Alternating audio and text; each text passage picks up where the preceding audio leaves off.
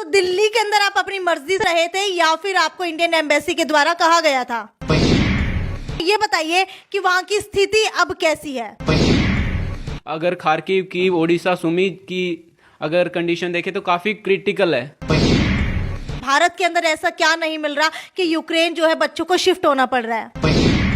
ठीक है, गोलाबारी और बमबारी के बीच आपने अपने आप को सुरक्षित कैसे रखा इतने दिन?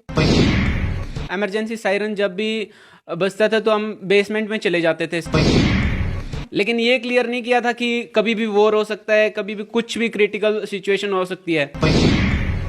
अगर ये क्लियर कर देते इंडियन एम्बेसी तो हम तुरंत से निकल जाते हैं।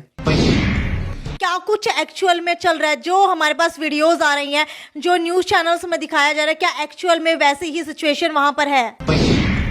न्यूज़ चैनल काफ़ी चीज़ें बहुत एक्सप्लोर करके दिखा रहे हैं, लेकिन सिचुएशन ऐसी नहीं है। तो ये सारी बात सच्ची है कि खाने की, पानी की, हर चीज़ की दिक्कत थी। ठीक है, तो क्या यूनिवर्सिटीज के नीचे भी जो है बंकर्स बनाए जाते हैं? हम जो है पोलैंड बॉर्डर पे करीबन 40 किलोमीटर पैदल चले हैं। इंडियंस को वैसे भी ये कह रहे थे कि नहीं, इंडियन गवर्नमेंट न्यूट्रल है, कुछ नहीं कर रही है, तो हम इंडियंस को जाने नहीं देंगे। इंडियन एम्बेसी हमारी मदद कर रहा था, लेकिन कब? After crossing the border. University से लेके आप बॉर्डर पर पहुंचो, कैसे भी पहुंचो, वो इंडियन एम्बेसी को मतलब नहीं है। नमस्कार, सिटी वीक न्यूज देख रहे हैं आप और मैं हूं आपके साथ साक्षी सोनी। लगातार यूक्रेन और रशिया के बीच में युद्ध का 14वां दिन आज हो चुका है और आपको बता दूं कि लगातार जो है बम फेंके जा रहे हैं, लगातार जो है युद्ध की स्थिति बहुत ज्यादा क्रिटिकल होती जा रही है। इसी बीच भारतीय बच्चों को भारत तक पहुंचने के अंदर बेहद ज्यादा प्रयास करने पड़ रहे हैं। हालांकि अगर इंडियन एम्बेसी की बात की जाए तो इंडियन एम्बेसी के अनुसार जो है अब तक 1600 बच्चों को भारत लेके आया जा चुका है, लेकिन अगर कुल मिलाकर के संख्या की बात की जाए तो लगभग 16,000 से लेकर के 18,000 भारतीय अभी भी यूक्रेन के अंदर फंसे हुए हैं। और इसी क्रिटिकल सिचुएशन के बीच में जो है गंगवा के अंदर रहने वाले एक बच्चे जो है वो आए हैं यूक्रेन से। उनसे पूछने की कोशिश करते हैं। अमित इनका नाम है। अमित, यूक्रेन से कब आना हुआ भारत?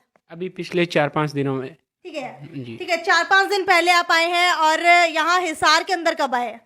हिसार के अंदर पिछले 3 दिन हो गए। यानी कि 5 दिन आपको यहाँ पर आए हुए हो चुके हैं। 2 दिन आप दिल्ली के अंदर रहे, उसके बाद 3 दिन से आप हिसार के गंगवा गांव में आ चुके हैं। तो दिल्ली के अंदर आप अपनी मर्जी से रहे थे या फिर आपको इंडियन एम्बेसी के द्वारा कहा गया था? दिल्ली में एक्चुअली मेरे सिस्टर रहते हैं, उन्होंने मेरे को पिकअप किया और दिल्ली इंदिरा गांधी एयरपोर्ट से, टर्मिनल 3 से। ठीक है अमित, काफी सारी आपकी वीडियो कॉन्फ्रेंसिंग की वीडियो जो है सोशल मीडिया के ऊपर वायरल हो रही थी।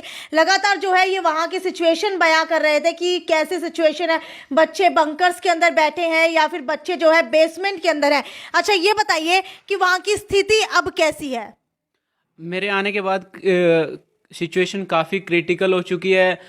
ये भी सुनने में आया कि लवीव अंडर अटैक है, लेकिन ऐसा कुछ है नहीं, क्योंकि लवीव जो है पोलैंड साइड वेस्टर्न पार्ट है। लवीव एक्चुअल में सबसे सेफेस्ट पार्ट है, तो अभी लवीव सेफ है मेरे हिसाब से। और वह कि अगर खार्किव की, ओडिशा, सुमी की अगर कंडीशन देखें तो काफ़ी क्रिटिकल है। ठीक है, खार्किव ओडिशा के अंदर क्रिटिकल सिचुएशन चल रही है। आप कौन सी जगह के ऊपर रह रहे थे? मैं लवीव में रहता था। लवीव जो है मेरी university, Lviv national medical university, और लवीव ही एक्चुअली मेरी सिटी थी। ठीक है, लगभग भारतीय बच्चों की तरफ से या फिर भारतीय लोगों की तरफ से कहा जा रहा है कि ऐसी क्या आफत आन पड़ी कि भारतीय बच्चों को यूक्रेन जो है मेडिकल की पढ़ाई करने के लिए जाना पड़ रहा है। तो आपको क्या लगता है कि भारत के अंदर ऐसा क्या नहीं मिल रहा कि यूक्रेन जो है बच्चों को शिफ्ट होना पड़ रहा है? एक्चुअल में अगर नीट की वो देखें, सीट रेशो देखे तो 0.8 है। एक्चुअल में जितने बच्चे एग्जाम देते हैं और उससे सीट मिलती है वो 0.1% भी नहीं है गवर्नमेंट सीट अलॉट जो होती है। तो इसी कारण बहुत से बच्चे MBBS करने यूक्रेन जाते हैं। ठीक है, गोलाबारी और बमबारी के बीच आपने अपने आप को सुरक्षित कैसे रखा इतने दिन? जब भी हमारी सिटी वैसे सेफ थी, लेकिन इमरजेंसी सायरन जब भी बजता था तो हम बेसमेंट में चले जाते थे, सभी स्टाफ और सभी बच्चे। ठीक ठीक है, मुझे शुरुआत से बताइए, आपको कब पता चला कि रशिया और यूक्रेन के बीच में युद्ध की स्थिति बनी हुई है? और जब आप कॉलेज में थे तो क्या आपको कॉलेज की तरफ से भी कुछ कहा गया कि आपको क्लासेस अटेंड करनी ज़रूरी है, या फिर आप लोगों को ये कहा गया कि आप लोग अपने आप को सुरक्षित कर सकते हैं कहीं पर भी बैठ करके? एक्चुअल में जो अमेरिका है उन्होंने कंफर्म कर दिया था कि हम आपकी कोई हेल्प नहीं करेंगे। उन्होंने कंफर्म कर दिया कि आप वहाँ से यूक्रेन से निकल जाओ, लेकिन इंडियन एम्बेसी बार बार यही कह रही थी अगर आपको नीड नहीं है तो आप जा सकते हो, यहाँ अगर रहना आपको वो नहीं है कि ज़्यादा ज़रूरी नहीं है तो आप यूक्रेन में मत रहो। लेकिन ये क्लियर नहीं किया था कि कभी भी वॉर हो सकता है, कभी भी कुछ भी क्रिटिकल सिचुएशन हो सकती है। अगर ये क्लियर कर देते हैं इंडियन एम्बेसी तो हम तुरंत से निकल जाते हैं। ठीक है, लगभग कितने दिन आपने वहां रह करके युद्ध देखा है, और क्या कुछ एक्चुअल में चल रहा है? जो हमारे पास वीडियोस आ रही हैं, जो न्यूज़ चैनल्स में दिखाया जा रहा है, क्या एक्चुअल में वैसी ही सिचुएशन वहां पर है? न्यूज़ चैनल काफ़ी चीज़ें बहुत एक्सप्लोर करके दिखा रहे हैं, लेकिन सिचुएशन ऐसी नहीं है। एक्चुअल में सिचुएशन कीव, खारकीव, ओडिशा, सुमी में काफ़ी ख़राब है, लेकिन हमारी साइड वेस्टर्न पार्ट होने के कारण सिचुएशन ठीक है, वहाँ इतनी ख़राब नहीं है कि जितनी न्यूज़ चैनल्स एक्सप्लोर करके दिखा रहे हैं। ठीक है, लगभग खबरें आ रही हैं कि बच्चे जो है बंकर्स के अंदर बैठे हैं, बेसमेंट के अंदर बैठे हैं, और अगर खाने की बात की जाए तो खाना वहां पर खत्म हो चुका है, टैक्सी का किराया बढ़ा दिया गया है। तो इनके अंदर कितनी सच्चाई है? ये सारी बात ठीक है, सच्ची है, क्योंकि जब 22 को अटैक हुआ तो हमें हमारे जो टीचर्स हैं उन्होंने भी बता दिया था कि आप खाना, पानी, क्योंकि पानी भी हमें एक्चुअल में ख़रीद के लाना पड़ता है, तो हम पानी खाने के लिए सारे ग्रोसरी गए तो ग्रोसरी में एक्चुअल में काफ़ी भीड़ थी। तो ये सारी बात सच्ची है कि खाने की, पानी की, हर चीज़ की दिक्कत थी। बंकर्स में भी हम रहे हैं। ठीक है, अगर बंकर्स की बात की जाए तो बंकर्स के अंदर आप लोग कैसे सरवाइव कर रहे थे? एक्चुअल में बंकर्स के लिए में हम रहते थे 40 to 45 minutes after sirening of alarm. अच्छा, ये अलार्म कौन बजाता था? सायरन कहाँ से बजता था? कौन आप लोगों को सूचित कर रहा था बार बार? अलार्म जैसे हमारी यूनिवर्सिटी है, यूनिवर्सिटी के पास सायरन बज जाता है इमरजेंसी, जब भी इमरजेंसी कोई भी सिचुएशन हो तो उसमें इमरजेंसी सायरन ऑटोमेटिक बज जाता था। तो क्या सभी बंकर्स के अंदर ये सायरन लगे होते हैं? एक्चुअल में बंकर के अंदर सायरन नहीं लगे होते। यूनिवर्सिटी, हमारी यूनिवर्सिटी के बाहर सायरन लगे होते हैं। हमारे हॉस्टल जो है 1 2 3 4 5 6 करके पास से, तो सायरन आराम से सुनाई दे जाता था। ठीक है, तो क्या यूनिवर्सिटीज के नीचे भी जो है बंकर्स बनाए जाते हैं? हाँ जी, हर यूनिवर्सिटी जो है हमारी, जैसे एनाटमी बिल्डिंग है, हिस्टोलॉजी बिल्डिंग है, तो उनमें से 2-3 बिल्डिंग है, उनमें से एक के नीचे बंकर्स बनाया जाता है। और बेसमेंट की बात करें तो वो हर बिल्डिंग के नीचे होता है। ठीक है, अभी आप एक सिचुएशन बता रहे थे कि आप तो कहीं ना कहीं सुरक्षित थे, लेकिन आपके दोस्त जो है पोलैंड बॉर्डर तक पहुंच गए थे, लेकिन वहां पर उनको बहुत ज़्यादा तकलीफ का सामना करना पड़ा। तो क्या सिचुएशन थी वो?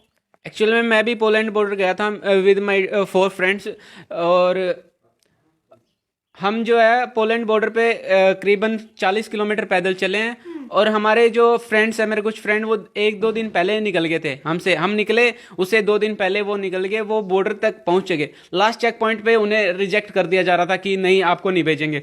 और हम जब ये किस बिहाफ के ऊपर रिजेक्ट किया जा रहा था या फिर पास किया जा रहा था? एक्चुअल में जो है ना, गर्ल्स को ज़्यादा प्रायोरिटी दी जा रही थी, और इंडियंस को वैसे भी ये कह रहे थे कि नहीं, इंडियन गवर्नमेंट न्यूट्रल है, कुछ नहीं कर रही है, तो हम इंडियंस को जाने नहीं देंगे। लेकिन बात करें बॉयज़ के, तो शायद बॉयज़ के साथ तो बहुत पार्शलिटी होती थी।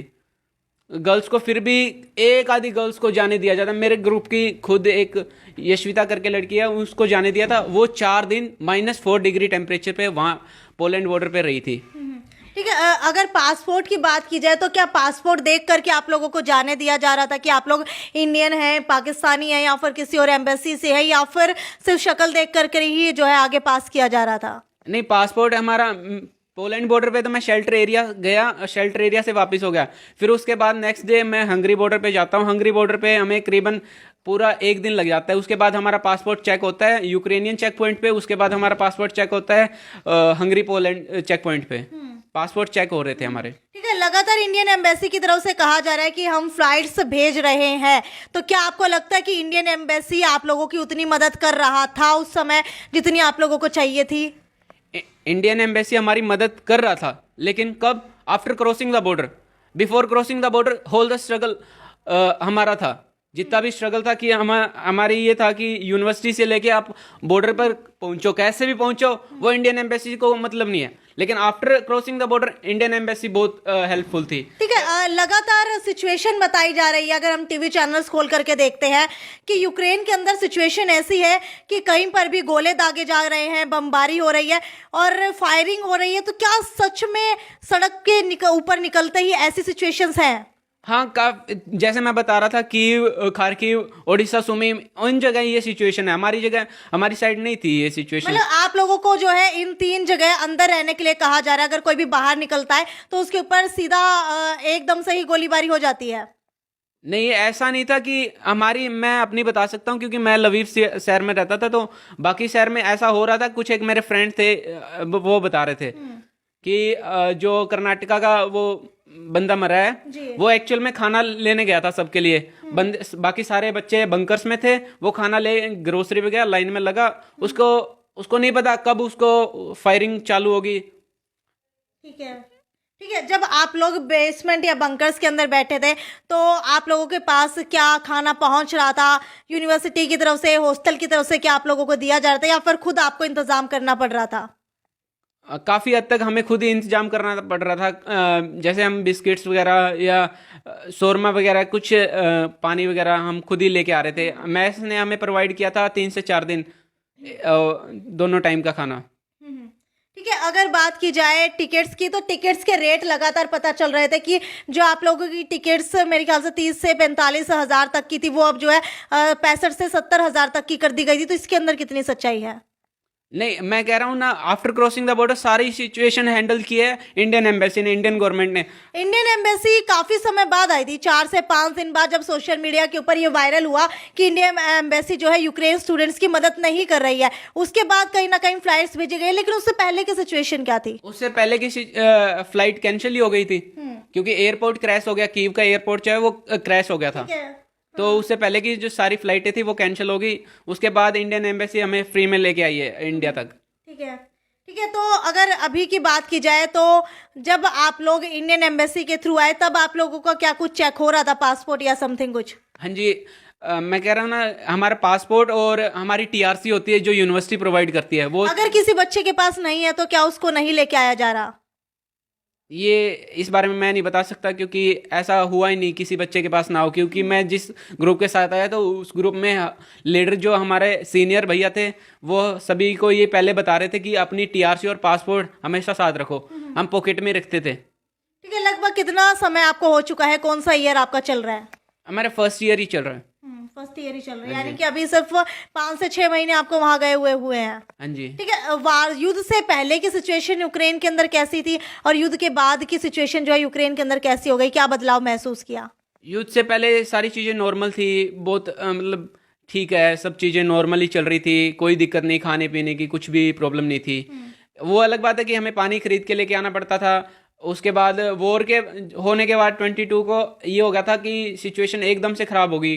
पानी नहीं मिल रहा, पानी के लिए हमें कम से कम 3-4 किलोमीटर दूर जाना पड़ रहा है और खाने के लिए भी लंबी लंबी लाइनों में लगना पड़ रहा है। तो क्या शॉप्स वहां पर सारी खुली हैं या फिर बंद करा दी गई हैं? काफ़ी हद तक बंद करवा दी थी। ठीक है, मार्केट्स बंद हो गई थी काफ़ी हद तक। एक आधी शॉप जो थी वो खुली थी। ठीक है, ग्रोसरी शॉप्स ग्रोसरी खुली थी।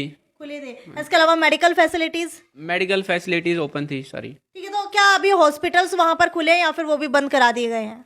नहीं, जब तक मैं आया था तब तक खुले थे। हमारे हॉस्टल के जस्ट सामने हॉस्पिटल था, वो खुला था 24/7। ठीक है, लगातार एक वीडियो वायरल हो रही है जिसके अंदर पता चल रहा है कि सिर्फ इंडियन स्टूडेंट्स को छोड़ा जा रहा है, इसके अलावा जो पाकिस्तानी बच्चे हैं उनके ऊपर कहीं ना कहीं टॉर्चर किया जा रहा है, विमेंस है उनके ऊपर भी और जो लड़के हैं उनके ऊपर भी। तो क्या ऐसा हो रहा है? एक्चुअल में जो पाकिस्तान के प्राइम मिनिस्टर वो कोई एक्शन नहीं ले रहे, इसलिए यूक्रेनियन जो है वो कर रहे हैं। क्योंकि जब तक अलाउ नहीं करेगी पाकिस्तान गवर्नमेंट तो वो कैसे जाने देंगे। ठीक है, हमें भी काफ़ी, जब तक इंडियन एम्बेसी ने एक्शन नहीं लिया था पोलैंड बॉर्डर क्रॉसिंग के लिए, तो हाँ, मेरे कुछ फ्रेंड वहाँ 3-4 दिन से वेट कर रहे थे। After action the Indian government then they cross the border. ठीक है, तो आपको लगता है कि इंडियन एम्बेसी जितनी आप लोगों की मदद कर सकती थी शुरुआत में उतनी की है? शुरुआत में नहीं की, लेकिन after crossing border Indian embassy ने बहुत मदद की है, जैसे खाना पीना हर चीज प्रोवाइड की है। ठीक है, अभी आपके कुछ फ्रेंड्स जो है वहां पर होंगे, उनसे संपर्क साध पा रहे हैं आप? नहीं, मेरे ऑलमोस्ट सारे फ्रेंड आ चुके हैं। ठीक है, तो सिचुएशन पता लग रही है वहां की कैसी है? कुछ एक फ्रेंड है वो सुमी में फंसे हुए हैं, 500 बच्चे अप्रोक्स है, वो उनसे टच में हूँ मैं अभी। तो सिचुएशन कैसी बताई जा रही है अभी? वहाँ सुमी में काफी खराब सिचुएशन है, वो एक्चुअल में क्रॉस ही नहीं कर पा रहे हैं बॉर्डर। तो आपका ओपिनियन क्या है, आप वहां पर रह कर के आए हैं, आपको क्या लग रहा है कि युद्ध जो है अभी और ज्यादा बढ़ेगा या फिर युद्ध जो है अभी यहाँ पर समाप्त हो जाएगा या फिर कुछ एक दिन की बात और रह गई है?